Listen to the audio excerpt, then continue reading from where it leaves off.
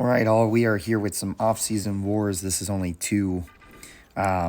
This first war here, we've got Iceman and Omega Sentinel. Path 9 in Section 1, we're just going to take the whole thing with Iceman, and by now you've heard that Iceman is getting his buff. So just to throw it in, there's going to be a longer cold snap duration. Frostbite Detonate is going to do, I think, about 500 more per Frostbite. And then the Detonate with the Heavy is going to do more as well, along with the Special 2 causing the Frostbite to end when the armor ends. So that synergy with Professor X coming into his kit, and that, again, the attack rating during that Special 2 increases the Frostbite. So here, not the ideal matchup. This Korg has recoil, fights kind of long, so I sped all the Iceman fights up since he's not buffed yet. And again, his buff is still subject to change. So if you're rewatching these, keep in mind that there's going to be a little bit more damage. That Korg fight, we could work in the Special 2 rotation if we had the increased attack rating and bonus Frostbite detonation. This Havok here, though, on the second node, ideal rotation is going to be constantly throwing Special 1 or holding a Special 3 in case you take an unblockable and your ice armor gets eaten, and then you can easily recover it so that you don't take detonate damage.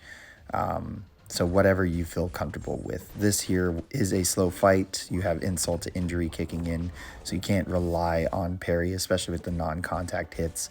And a Special 1 cycle is going to guarantee 2 frostbites, so that's guaranteed added damage to Iceman's rotation if you're sticking with Special 1s. If you're sticking with Special 3s, then you're also getting the buff of increased frostbites with crit attacks or crit hits from 35% to 70%. So you're more likely to place frostbite as you crit during the fight.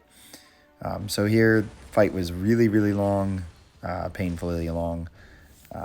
Just working around rotations, trying to figure out what best to do, trying to avoid getting hit here.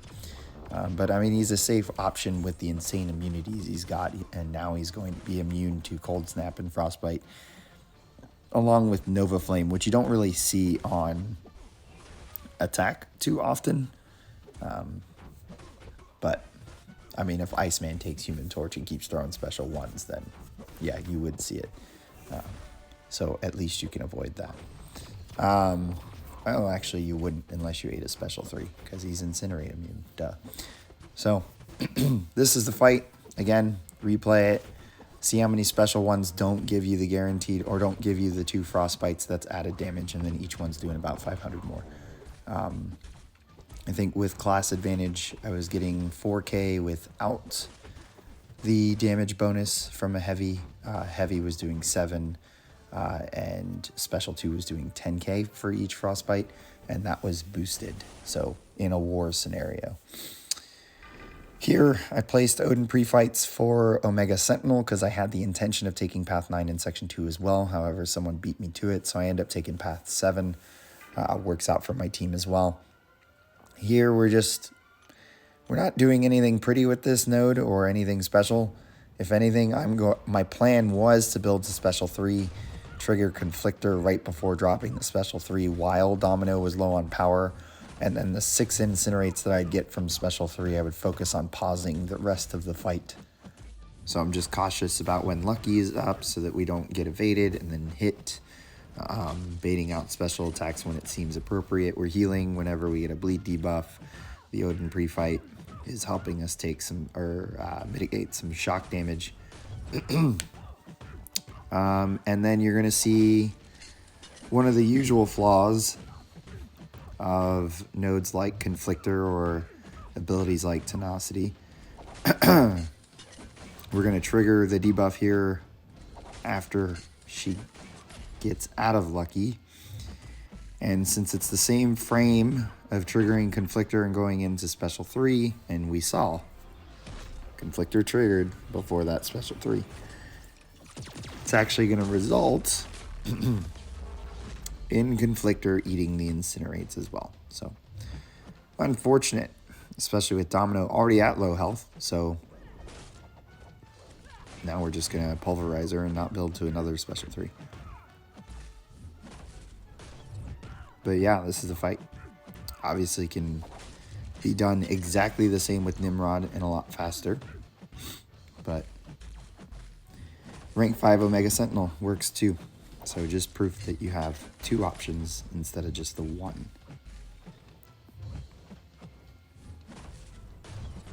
And down goes Domino. One more Iceman fight this war. First node here on path 7 in section 2. Decide to go in with Iceman again here. This would be a node or a fight where I would like to use special 2 with Iceman. But I end up just going constant special 1s. Just so that we can add on the frostbites, the cold snap, the damage. And again, if I stuck to a special 1 rotation here, we'd have a longer duration on the cold snap, so more damage there. We'd have guaranteed frostbites. Yay, ice armor. We'd have guaranteed frostbites on the special 2 or special 1, which means we get 2 frostbites with every special 1. So again, track that, see if that happens. There's some additional damage. And then every time we crit, it's a 75 or 70% chance that we place a frostbite instead of a 35%. And again, the buff is still subject to change.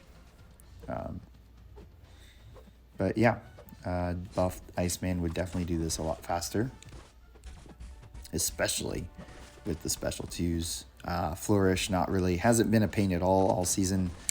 If you're not using a subdue option, it becomes a big problem on power gain nodes, but outside of that, it's not risky at all. The boss can be interesting. You just have to avoid blocked hits and find an opening into the defender's block to kind of mitigate that issue. But yeah, this is this fight. Going smooth so far. I believe we end up making Nick go unblockable here at some point, unfortunately. Yep, he decides to throw a special 1 into my block. Wrinkle brain moves from the AI. So now I'm trying to work in an intercept or at least get, there we go, Fury to throw a heavy. And then we finish the fight. He's still unblockable. Nope, he's out of it. We're good. So again, sped it up because his buff's not out. And then last fight of this off-season war, Omega Sentinel versus Magneto. Same concept with Domino. You know, we have our ability accuracy is immune to modification against mutants. So this is like using Nimrod. It's just not going to be as fast. Here, I'm going to go through the normal, I could call it normal rotation with Omega Sentinel. And that's where we parry heavy, medium, lay on all the debuffs. After special attacks, throw a heavy so that we can get that pause on early. And then throw on the next debuff. As we build the special 2, drop the special 2, get those plasmas, and then start pausing like a madman from there. So I get the heavy pause in there early. I believe it is still bugged. The debuffs are going to start falling off before that pause ends because it's 2 seconds after the special 2. And yeah, this is a fight. Not very hard for Omega Sentinel. I will say what she has to deal with, and there, a heavy just didn't register. Woohoo.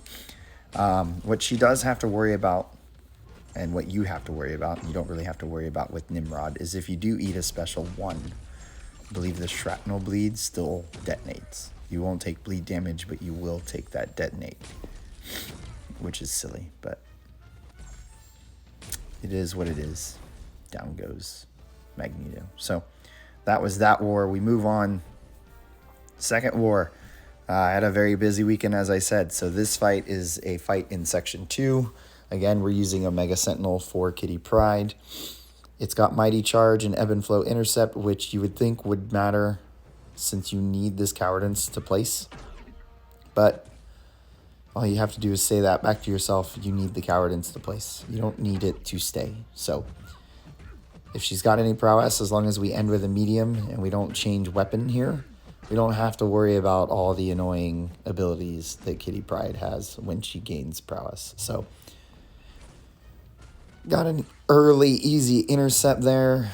Took off a large chunk of health. This last bit's going to be a little bit slower just because we can't quite get and intercept organically. But it's still just a shell. We're not really fighting a difficult kitty Pryde. We're just fighting pretty much an arena fight.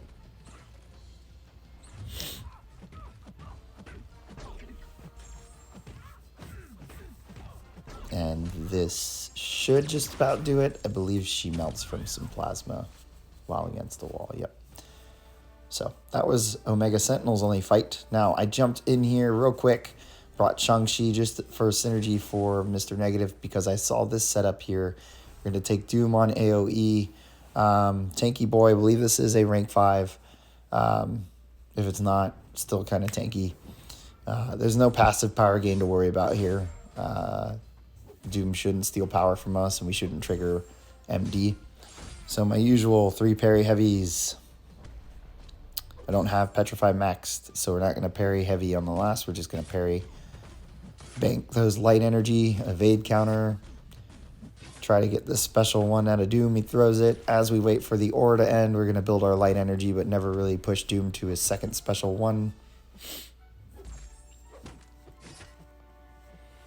And then from here, set ourselves up for an evade counter into a special 2 with a lot of dark energy. Double Petrify. A lot of degens. And we just let him melt. We're going to punch him along to help those degens. We're going to fully dex the special 2. Off season. Why not?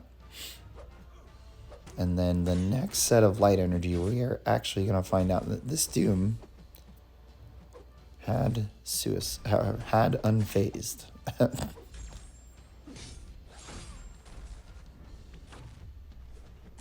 So we were actually building up to a second special 2 here just to end it. There's the unfazed. Probably the worst scenario to ever have with Doom, where he just throws the second medium and you get shocked. But as you can see, we were out of range to have to worry about anything. So we get out of this, we heal out. And because I see this absorbing man boss, I decide to take him with brute force up, since it is, the damage is related to class advantage. So here, the node changed. Even if it hadn't changed, Opportunist would hit a lot harder into my block. But I'd still be able to evade counter as long as he doesn't have unfazed. So not going to have the stun, so we're not going to have the heavy, but we are going to parry, build light energy just shy of 10. Going to have it retaliate his special attacks, get him out of his form. Not too big of a deal that he's in Uru for any of our fight. The evade counter is really the only physical damage, per se, that we actually deal. Okay, going to build up the last set of light here as he's under a bar. Evade counter into special 2. Double Petrify is the real big one, so every time he refines his form, we're actually going to be able to reverse that healing. Pushing him to special 2 here, so that we can disable this form. And then this puts him in line to disable form, or the Uru form as well. So there's a set of dark energy. We got pushed to 10, so here I'm just going to push to special 2. Bank that last set of light into the special 2. Back to the double Petrify and the degens. Cheeky little intercept there. Get that out. Heavy there. Good. This one, I'm going to end up blocking accidentally, but it's fine. I couldn't end it anyways. And now we're just going to aggressively push to this next special 2 so that we can just finish this fight. Evade counter for an easy opening. Cheeky intercept there. As we build a special 2, doesn't matter that we don't have 10. This takes him down. So that was boss fight.